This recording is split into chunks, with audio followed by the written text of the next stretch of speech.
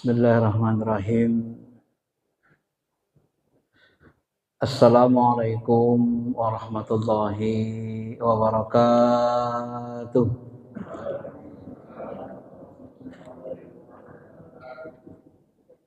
Alhamdulillahi hamdan na'imin. Ashhadu an la ilaha illallah. Rabbuna rabbul alamin. Wa rabbul arsyil azim. Allahumma salli ala habibina syafi'ina Muhammadin wa ala alihi wa sahbihi ajmain, amma ba'd.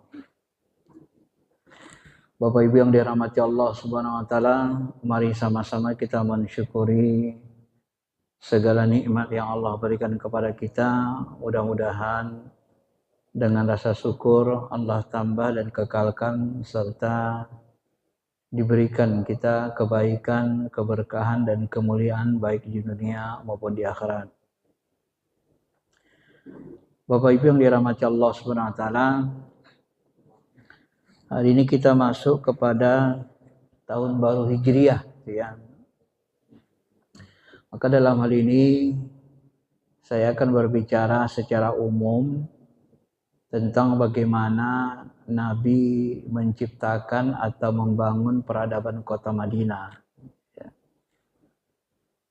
Ada satu materi yang sebenarnya terlupakan atau terlalaikan oleh umat Islam ramai, umat Islam. Materi ini sangat penting.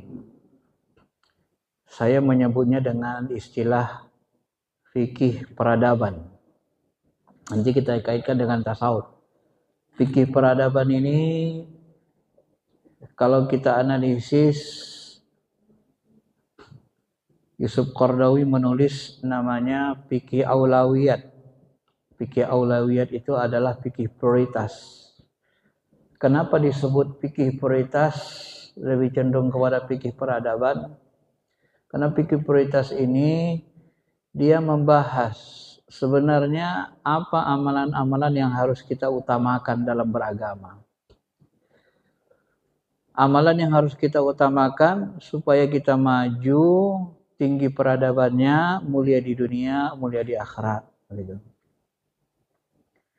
Kalau ini tidak kita pahami, nanti akan terjadi kesenjangan atau ketidakbijaksanaan dalam beramal dalam Islam, sehingga umat Islam ini mengalami kemunduran, ya, baik secara fisik maupun secara batin rohani. Nah, kalau dalam kehidupan sehari-hari saya buat contoh begini. Ada kebutuhan primer, ada kebutuhan sekunder, ada kebutuhan tertier. Orang yang mendahulukan kebutuhan tertier daripada primer, itu hampir bisa dipastikan dia akan gagal dalam kehidupannya. Contoh, dia punya uang misalnya 1 M. Ya. Kemudian anaknya mau kuliah, lulus. Katakan saja di kedokteran atau di mana. Lalu dia tidak mau gunakan uang 1 M ini untuk mengkuliahkan anaknya yang sudah lulus di universitas. Udah enggak usah kuliah situlah atau enggak usah kuliah, katanya. Jadi anaknya nganggur, enggak kuliah. Uang 1 M malah dibelikan ke mobil mewah. Ya. Padahal menuntut ilmu itu bahagian dari primer, investasi untuk anak-anak kita supaya jadi orang. Sementara mobil mewah itu hanya kebutuhan sesaat, tertier. Padahal kita masih bisa beli mobil yang lebih murah, katakan saja yang 200 juta, sisanya kan masih 800 bisa kuliah anak ini. Tapi orang yang berpikirnya tidak memiliki prioritas, maka dia gunakan uangnya 1 M itu tuh poya-poya, beli mobil, anaknya dibiarin nggak kuliah sama dia. Maka apa yang terjadi di masa depan, anaknya nggak kuliah, gagal, pengangguran. Kemudian mobilnya setelah 10 tahun, 5 tahun, 10 tahun mulai jadi rongsokan. Nah, ya, mulailah kehidupan dia menjadi lemah, gitu ya. Ini contoh, apalagi dia dapat harta warisan, nggak punya ini kan, nggak punya usaha, akhirnya dia menjadi hancur. Nah, di dalam agama Islam ini pun Bapak Ibu, sebenarnya ada amalan-amalan yang harus kita perhatikan betul. Harus kita utamakan dari yang lain. Supaya apa? Supaya kita maju. Seperti tadi, tidak hancur dia. Tidak melemah. Ya. Maka itulah kita, Yusuf Qaradawi memulai itu dengan istilah fikih aulawiyat, fikih prioritas. Nah, setelah saya kaji, saya pahami, saya dalami, fikih prioritas ini sangat penting untuk menciptakan sebuah peradaban. Kalau kita tidak memahaminya atau gagal dalam memahami amalan prioritas, kemungkinan besar ya kita akan mengalami kemunduran seperti sekarang ini. Nah, Bapak Ibu yang dirahmati Allah Subhanahu wa taala. Nah, fikih prioritas ini tentu dia mengkaji mana amalan yang harus kita utamakan. Kan gitu. Amalan yang harus kita utamakan mana? Nah, amalan yang harus kita utamakan tentu yang paling besar manfaatnya, yang paling banyak pahalanya, karena semakin banyak pahalanya itu pertanda dia banyak manfaatnya, gitu ya. Semakin banyak pahalanya manfaatnya berarti semakin mulia dia di sisi Allah Subhanahu wa taala. Nah, semakin besar keutamaannya. Itu pertanda amalan itu dicintai, disukai Allah Subhanahu wa taala. Kemudian Bapak Ibu, saya mencoba menganalisis. Ada dalam bahasa Nabi, dalam sebuah riwayat, dikatakan, khaira ummati Abu Bakar, summa Umar, summa Utsman, summa Ali. Sebaik-baik umatku Abu Bakar, kemudian Umar, kemudian Utsman, kemudian Ali. Kemudian muncul lagi hadis Sahih Muslim, khairat tabi'in Uwais. Sebaik-baik tabi'in pengikutku adalah Uwais Al-Qarni.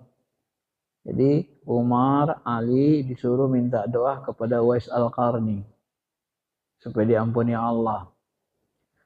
Kan kita bertanya, kenapa Nabi tidak mengatakan khaira ummati Abdullah bin Umar, sebaik-baik umatku Abdullah bin Umar?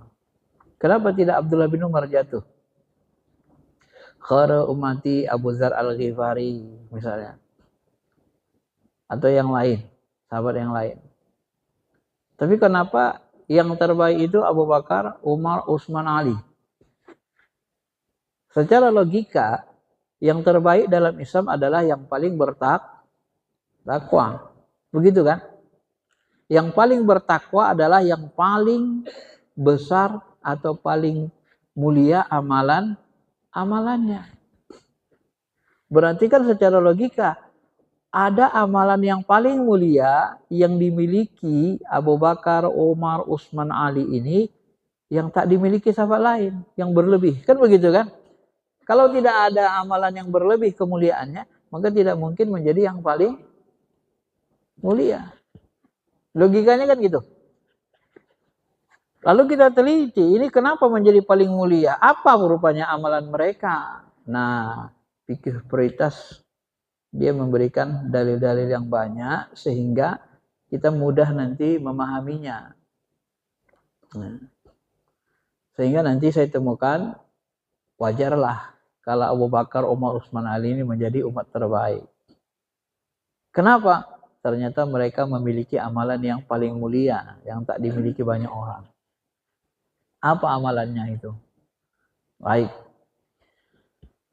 Kalau kita mengambil sebuah hadis, khairan nas anfa'uhum linnas. Ini sering muncul seperti ini. Sebaik-baik manusia adalah yang paling banyak manfaatnya kepada manusia. Saya mau tanya, di langit, di bumi, di dunia, di akhirat, apa yang paling banyak manfaatnya? Hah? Di langit, di bumi, di dunia, di akhirat, apa yang paling banyak manfaatnya dalam pandangan Allah?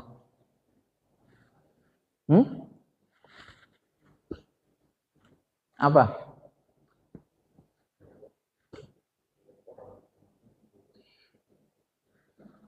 Yang paling banyak manfaatnya bagi manusia lah. Di langit, di bumi, di dunia, di akhirat. Apa yang paling banyak? Ada orang kan masih berpikir yang paling banyak duit gitu kan. Banyak duitnya, ya manfaat juga. Yang paling banyak manfaatnya di langit, di bumi adalah iman. Karena kalau kita beriman, iman itu harganya seharga langit dan bumi. Maka orang yang paling lama masuk surga adalah orang yang imannya seberat biji jarrah yang tiada tertinggal.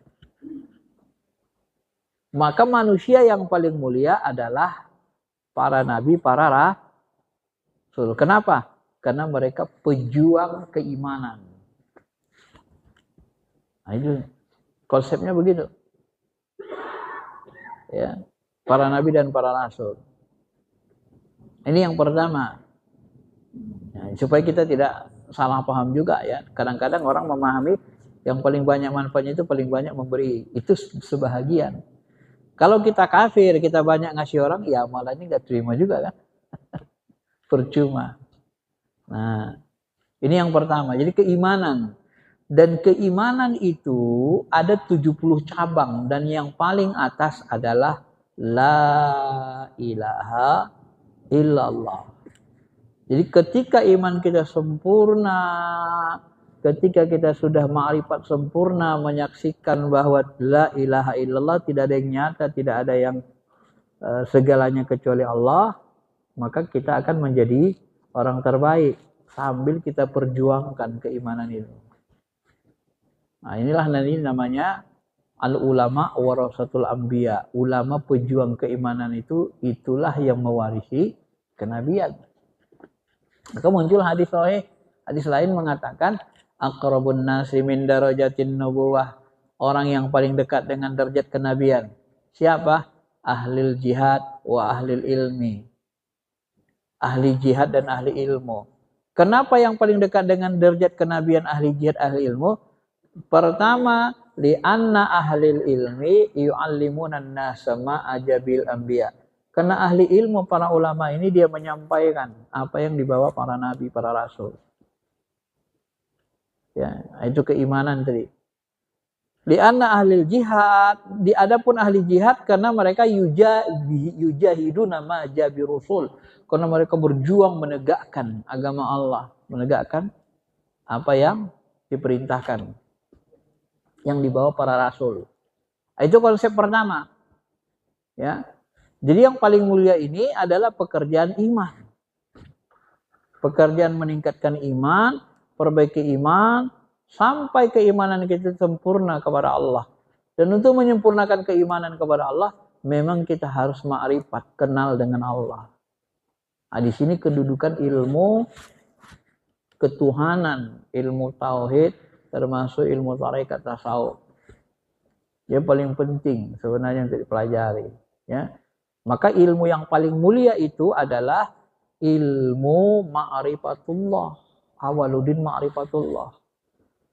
Ilmu yang paling mulia itu adalah ilmu mengenali Tuhan, mengenali Allah.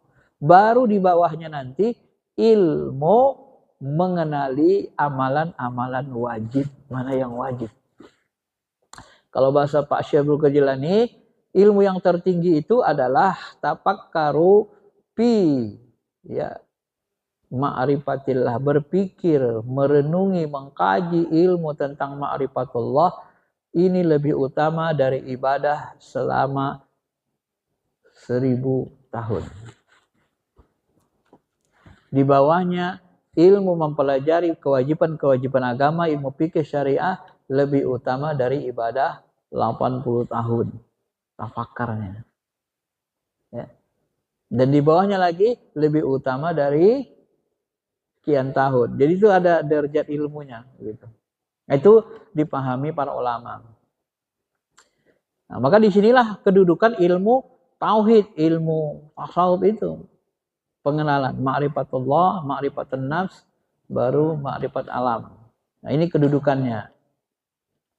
Bapak Ibu yang dirahmati Allah Subhanahu wa taala. Nah, setelah kita mengenal Allah, sempurna keimanan, bagus keimanan, maka Nabi yang pertama beliau gembleng itu ketika hijrah, keimanan kan sudah kuat itu. 13 tahun di kota Mekah itu dibina keimanan. Maka keimanan dulu. Di Mekah itu tidak ada sholat, perintah sholat tidak ada belum. Perintah sholat 5 waktu belum ada. Yang ada waktu itu kata ulama hanya sholat tahajud saja, kumpa anjir itu. Di situ tidak ada perintah puasa, tidak ada perintah zakat, belum ada. Jadi syariah itu belum berkembang. Di Mekah itu digembleng keimanan. Maka di situ banyak mukjizat Nabi SAW. Nabi bisa belah bulan, ya macam-macam Allah tunjukkan. Sampai nanti terakhirnya Isra Mi'raj, barulah nanti Nabi hijrah. Perintah sholat hadir, Nabi hijrah kan. Nah, Bapak Ibu yang dirahmati Allah Subhanahu Wa Taala. Nah, setelah digembleng keimanan ini, baru hijrah ke Madinah. Setelah hijrah ke Madinah, barulah Nabi membangun namanya Masjid Nabawi. Jadi yang pertama Nabi lakukan membangun peradaban itu membangun masjid. Dulu sahabat jumlahnya tidak banyak, sekitar 124.000. Kalau penduduk Medan berapa ribu? Hah? 2 juta. Berapa kali lipat itu? Kalau 1 juta saja sudah 10 kali lipat kan, 124.000. Lebih ramai kita, Pak. Itu baru kota Medan. Belum Jakarta. Jakarta itu siang hari bisa 11 juta kan. Malam hari baru berkurang karena banyak yang dari Bekasi seterusnya. Bapak Ibu yang dirahmati Allah Subhanahu Wa Taala. Nah ini yang pertama Nabi bangun adalah Masjid Nabawi. Nah, setelah Nabi membangun Masjid Nabawi, pusat organisasi, pusat jihad, pusat keimanan, pusat penggemblekan, karena dulu sahabat tidak terlalu banyak, semuanya fokus di masjid banyak. Jadi masjid zaman Nabi itu fungsinya banyak. Pengadilannya, pernikahannya di masjid, nyusun pasukan di masjid, penggemblengan di masjid, mengatur strategi di masjid perang. Kalau sekarang tidak bisa, karena jumlah kita sudah, misalnya kita ini sudah 270 juta, bukan lagi ribu. Tidak bisa. Kalau di sini semua, pengadilan tinggi agama di sini, pengadilan umum di sini, tingkat 1, tingkat bandingnya di sini pula lagi nanti kedokteran, rumah sakitnya di masjid, ya nggak muat Pak. Cuma kita harus paham masjid zaman Nabi itu pusat peradaban, berawal dari masjid kekuatannya. Nah setelah Nabi bangun masjid, apalagi yang beliau lakukan? Yang beliau lakukan kedua, salah satunya adalah beliau bangun pasar. Nah, kalau sekarang istilah orang kan plaza, cuman sekarang plaza karena biayanya tinggi, udah banyak yang kolaps kan, plaza-plaza ini melemah, apalagi perdagangan online. Nabi bangun pasar. Jadi Nabi bangun pasar. Bagaimana teknik Nabi bangun pasar? Ternyata Nabi bangun pasar cerdas sekali. Beliau bangun pasar kalau bahasanya di tempat pertemuan orang yang ke Syam lewat situ, yang mampir di, kalau di sini ibaratnya simpang 6, simpang 8 gitu. Jadi bangun pusat pasar begitu, Bapak Ibu. Awalnya beliau ini dikejar-kejar sama orang Yahudi, bangun pusat pasar tempat lain, lalu Nabi pindah. Karena dianggap itu lapak orang Yahudi. Pindah dicari yang lebih luas. Square, apa persimpangan 4, simpang 6 atau simpang 8 gitu ya. Pokoknya tempat itu tempat kalau orang mampir nanti ke kota Mekah Madinah pasti lewat situ gitu. Nah, gitu. Itu dulu dibangun Nabi pusat pasar. Sebelumnya Nabi membangun ini, yang menguasai pasar adalah Yahudi. Namanya Pasar Kainuka. Di Madinah itu dikuasai Yahudi, Pasar Kainuka itu. Nah, ini pasar yang sangat kuat. Nah setelah Nabi bangun pasar ini, pusat pasar, ini sahabat banyak berdagang di sini. Tenda-tenda dibuat tenda. Nah supaya pasar ini maju, Nabi tidak mengutip, kalau bahasa sekarang nggak ada pajaknya, nggak ada sewa. Nggak ada distribusi. Jadi dibebaskan tuh sahabat tuh. Nggak pakai retribusi. Jadi harganya bisa ditekan murah. Ini teknis Nabi bangun Madinah. Ya. Nggak ada retribusi, nggak ada pengutipan, nggak ada pajak. Jadi harga bisa bersaing dengan Kainuka. Kemudian Nabi mengajari cara berdagang, sahabat. Salah satu cara berdagang itu, kalau misalnya kita jual buah-buahan, misalnya jual anggur sekilo berapa? 75.000. Nah, ketika ditimbang anggur atau kurma itu, nanti diajari Nabi, salah satu penjual terbaik itu adalah dilebihkannya. Walaupun nanti sekilo 75.000, nanti dilebihkannya. Jadi ada sekilo 1 on. Tidak pernah kurang. Ini sebagai hadiah, lebihkan 1 on, 2 on. Udah tidak apa-apa. Jadi pembeli senang. Kalau pas saya kanuka, itu orang Yahudi, nama orang Yahudi kan. Ini penggagas riba. Di sana banyak ribanya. Banyak rentenirnya. Nanti banyak kurang timbangan. Sampai rumah 1 kilo ternyata nggak nyampe 1 kilo. Jadi masyarakat tuh banyak yang kapok ke Kainuka itu. Banyak ke pasar yang dibangun Nabi. Sudah murah. Timbangan benar. Nah, di sinilah lama-kelamaan nanti ekonomi Madinah itu dikuasai oleh umat Islam. Nah, ini salah satu yang dilupakan oleh umat Islam. Teknis Nabi membangun peradaban. Jadi ekonomi di Madinah itu dikuasai oleh umat Islam setelah hijrah. Bukan Yahudi. Apalagi Cina. Zaman itu nggak ada Cina di sana. Ya, ini teknis Nabi. Makanya kalau kita baca sejarah, ternyata Bapak Ibu, salah satu amalan Umar bin Khattab, Abu Bakar, Utsman dan Ali, karena dia orang miskin, dia pusatnya ke ilmu nanti. Salah satu amalan Umar, Abu Bakar, Umar, Utsman, 3 sahabat besar ini yang terbaik ini, amalannya apa coba? Ternyata mereka ini 3-3-nya konglomerat besar. Pedagang besar. Abu Bakar itu dia pedagang besar, banyak uangnya, semuanya diinfakkan untuk agama. Ini nggak ada yang sanggup seperti ini. Sampai tanya, "Hei Abu Bakar, apa yang kau tinggalkan kepada anak istrimu?" "Aku tinggalkan Allah dan Rasulku." Nggak ada yang sanggup, Pak. Ini model Abu Bakar. Ada nggak yang sanggup mengamalkan seperti itu? Nggak ada. Ini salah satu kemuliaannya. Jadi seluruh hartanya itu disumbangkan untuk jihad, untuk agama. Ya. Umar ini ternyata dia infaknya itu mencapai setengah dari seluruh hartanya. Nah, ketika kita lacak sejarah buku ekonomi Islam, ternyata Bapak Ibu, Umar bin Khattab ini punya harta tidak sedikit. Ketika dia wafat, ternyata dia punya harta 70.000 ladang korma. Kalau bahasa sekarang 70.000 lapak, 70.000 hektar. Ladang korma. Harganya di tahun berapa ini ada yang menghitung, tahun 2000 berapa. Bukan sekarang hitungannya. 160 juta. Kalau sekarang 1 hektar korma itu lebih dari 90 juta, Pak. Sehingga waktu itu hitungannya 11,2 triliun aset dia. Ya. Penghasilannya 40 juta 1 hektar dalam sebulan kali 70.000. 233 M per bulan penghasilannya. Jadi impaknya itu berapa? 100 miliar lebih. Tapi ini ukuran tahun, bukan tahun 2024.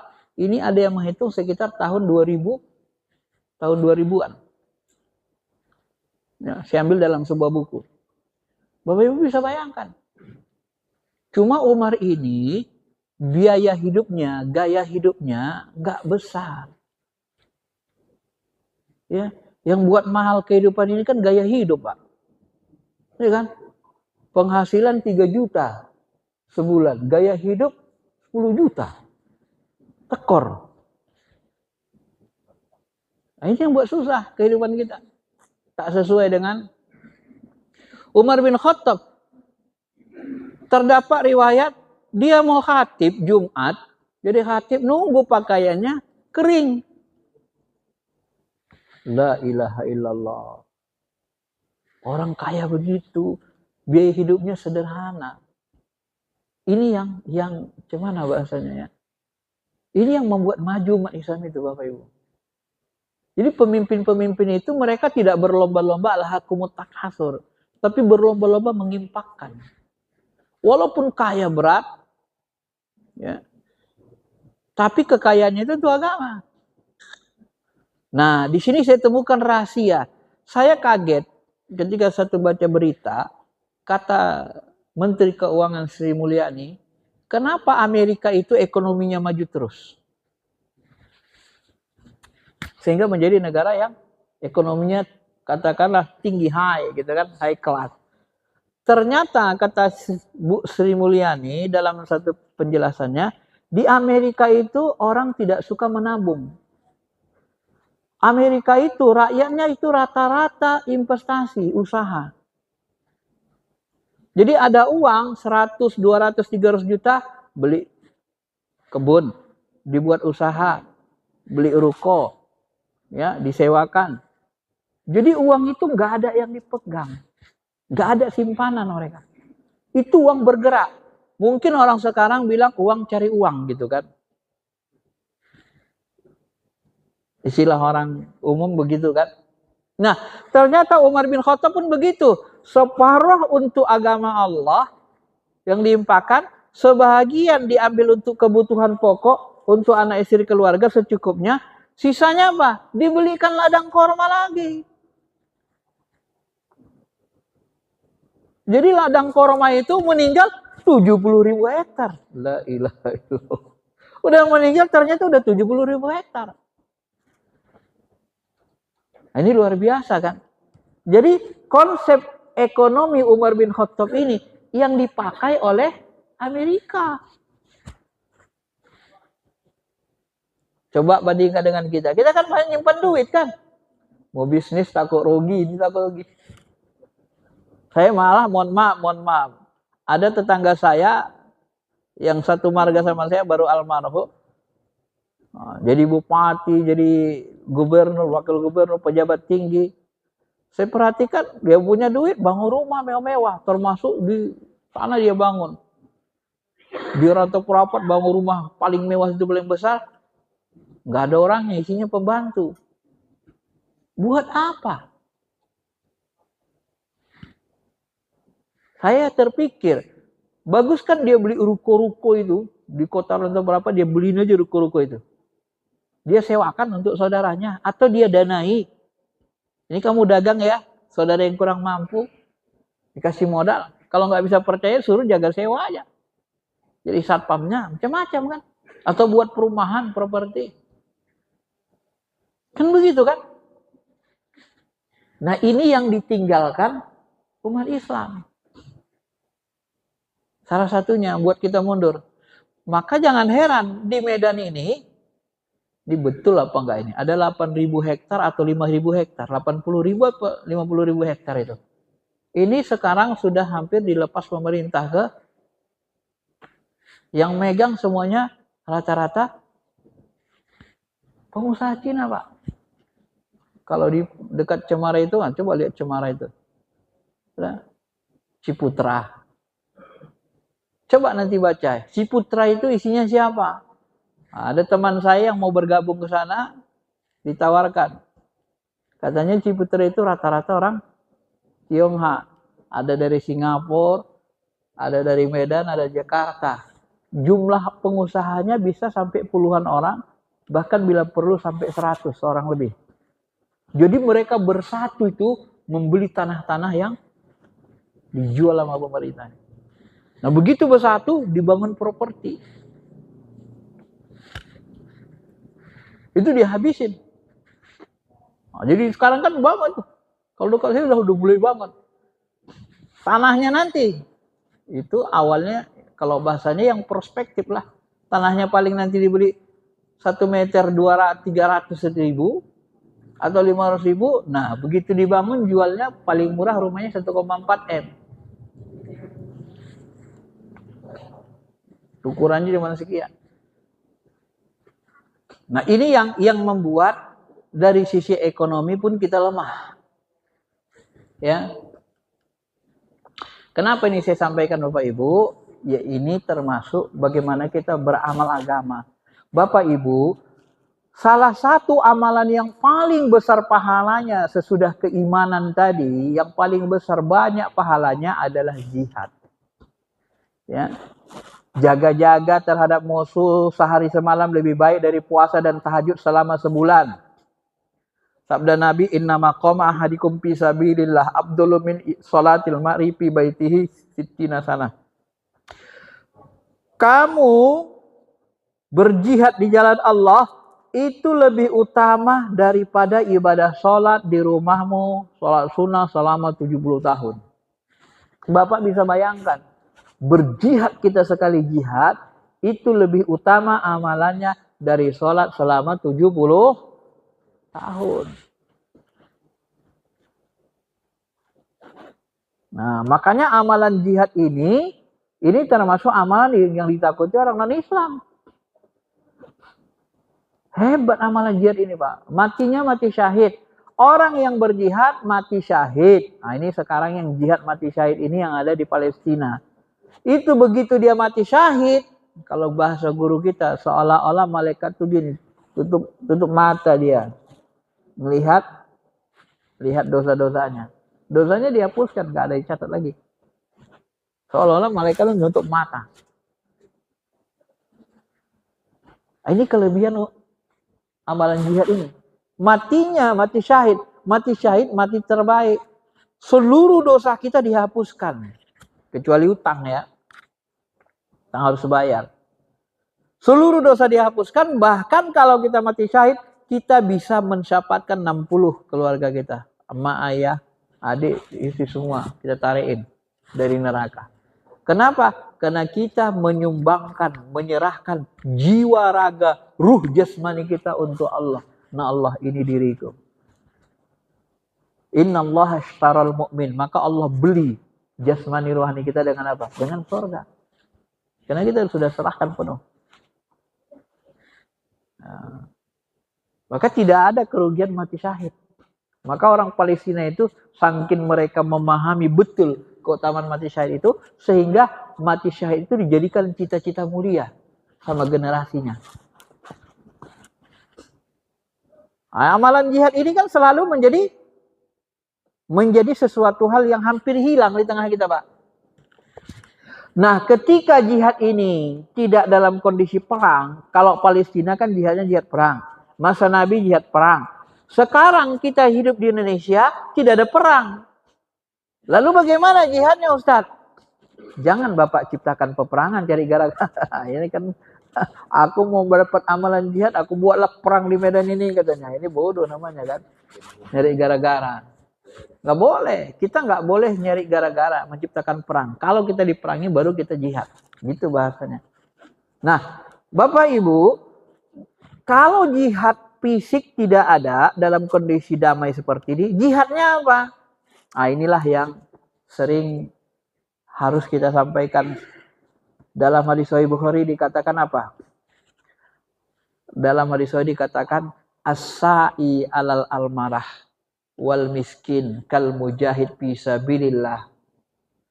Orang yang memberi makan janda-janda miskin, anak-anak yatim, orang-orang miskin, ini setara dengan amalan jihad.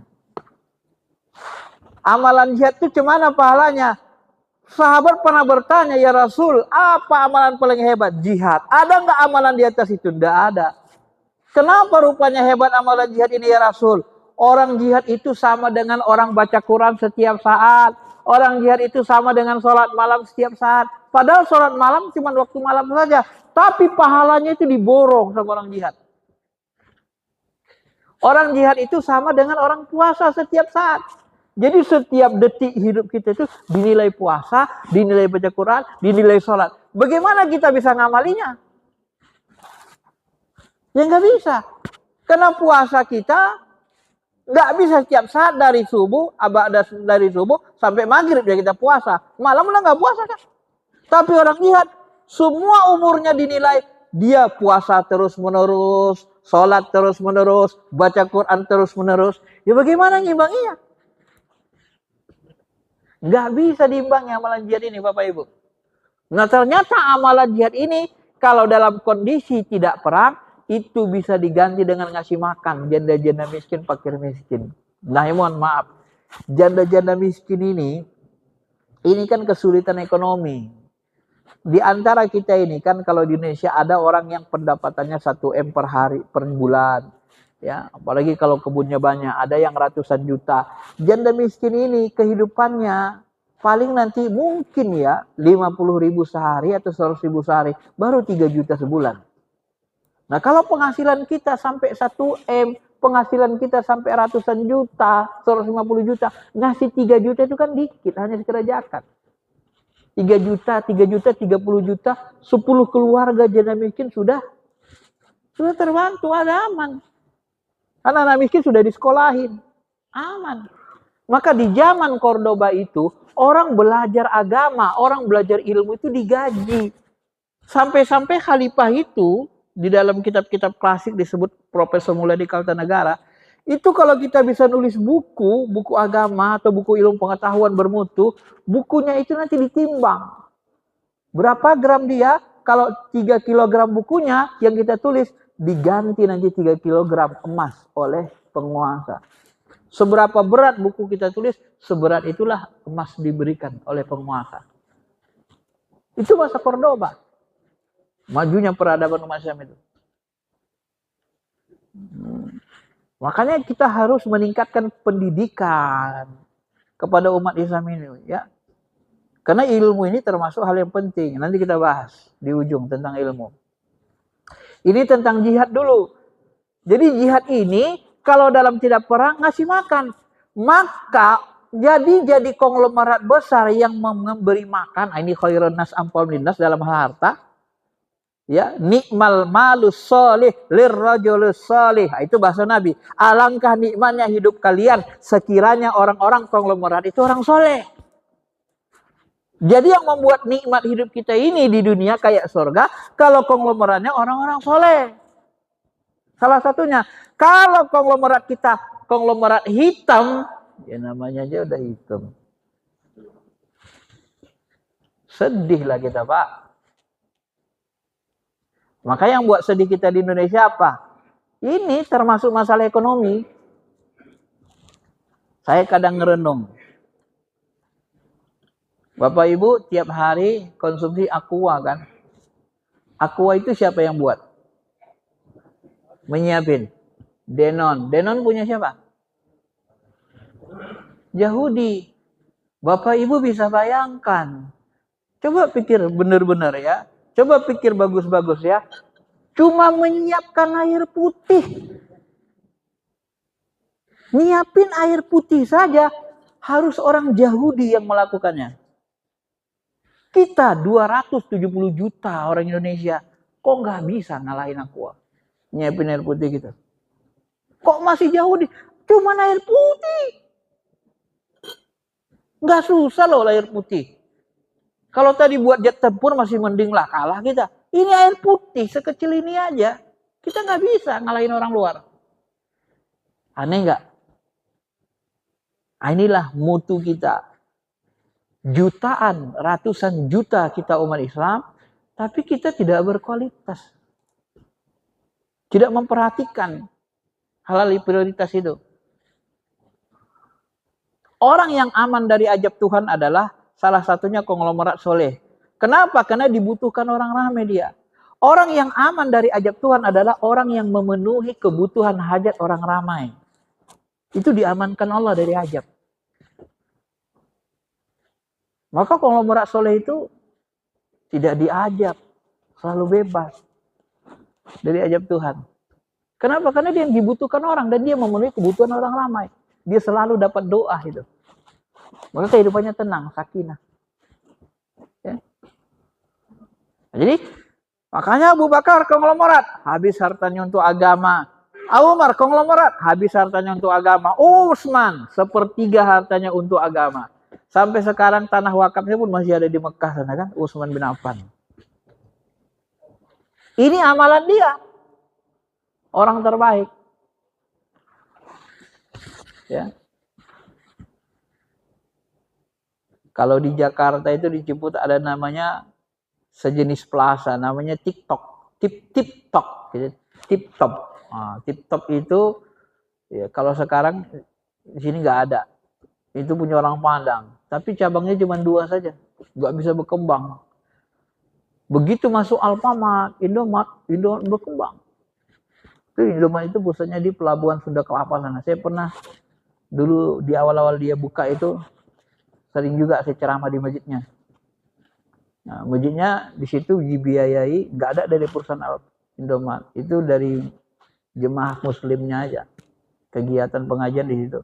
Itu pusat gudangnya tuh, Pelabuhan Sunda Kelapa sana. Nah begitu maju Indomaret, udah menjamur. TikTok cuma 2 sampai sekarang, puluhan tahun. Makanya almarhum Profesor Jumadi Ajra pernah ngomong, anehnya memang orang Islam Indonesia ini katanya, kalau pengusaha nggak bisa maju, kenapa ya katanya. Tapi kalau Cina megang maju, katanya, banyak cabangnya Indonesia, Alfamart, Indomaret. Heran katanya. Jadi padahal Tionghoa kan di Indonesia nggak banyak, paling 10% kan.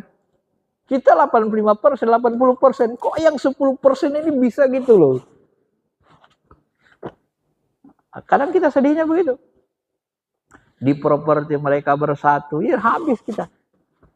Malah nanti lama-lama kita khawatirkan kalau terus begini, nanti Medan jadi seperti Singapura kan. Orang Melayunya, Mandelenya malah tersingkir ke pinggir-pinggir nanti.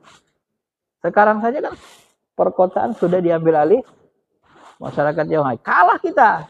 Zaman Nabi sahabat, Yahudi yang kalah. Walaupun jago Yahudi, kalah mereka, Pak. Pusat pasar dikuasai oleh Nabi dan sahabat. Nah, ini salah satunya ya. Nah, cara bangun, pergi prioritasnya. Jadi dari sisi ekonomi pun, Nabi dan sahabat itu kebanyakan mereka punya harta banyak, namun biaya hidupnya yang tidak banyak, gitu ya. Gaya hidupnya, ya. Beda kalau konglomeratnya nggak jelek, biaya hidupnya bangun rumah mewah, perumahan mewah-mewah, biaya hidupnya tinggi. Bagaimana dia untuk membiayai hidupnya? Nah, ini yang paling kita sedihkan. Diambillah sumber daya alam Indonesia, dikoreklah tambang emas, banyak tambang ilegal, emas ilegal. Siapa yang ngambil? Nah, itulah dia konglomerat hitam-hitam itu. Habisnya bikin dia habisi. Maka bahasa Nabi dulu kan, nanti kalian di akhir zaman akan seperti hidangan. Kalau bahasa Nabi dalam hadis ada seperti buih di lautan, satu lagi seperti hidangan. Maksudnya seperti hidangan apa? Hidangan itu kita dimakan, direbutkan orang. Orang rebutan makan kita gitu. Hidangan itu kan orang yang melingkar itu melihat rebutan makannya kan. Menikmati. Jadi Jepang datang ke Indonesia menikmati. Cina datang ke Indonesia menikmati Indonesia. Amerika datang menikmati. Jadi kita dimakan semua. Kita jadi makanan. Santapan. Nah itu kalau kita menjadi umat yang lemah.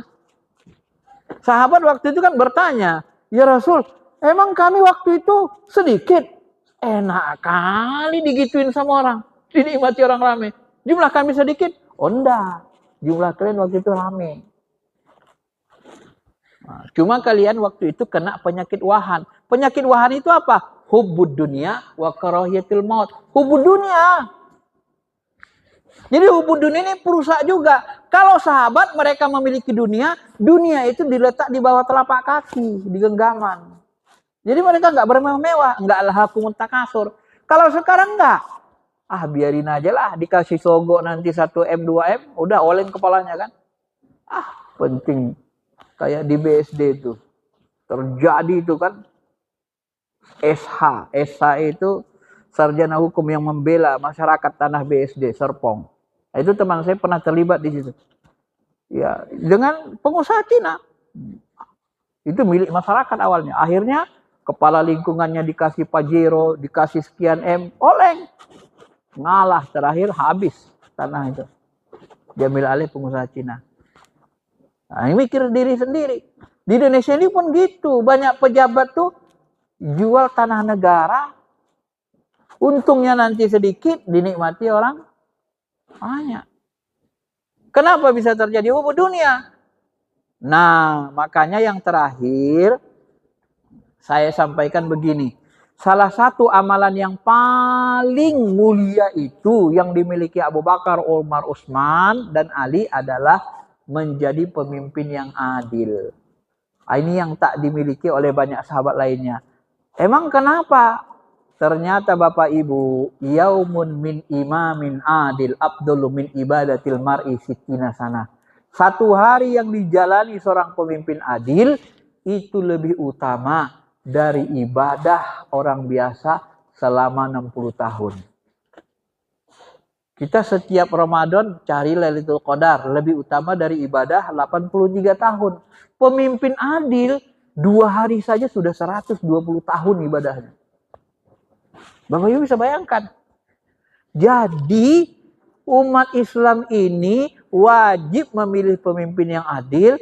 Umat Islam ini harus menjadi pemimpin adil. Kalau pemimpinnya nggak adil, jual tanah negara habis. Makanya kalau bahasa saya, tanda tangan pemimpin itu bisa menghancurkan ekonomi Indonesia. Tanda tangannya saja. Bisa ngancur leburkan, bisa juga buat maju peradaban. Kalian mau berapa ribu hektar tanah negara ini? Biar saya kasih. Saya tanda tangani. Kata pimpinan tertinggi misalnya. Udah. Angin segar sama konglomerat. Udah diambilin tanah negara habis. Habis. Kalau begitu cara mimpin. Habis Pak.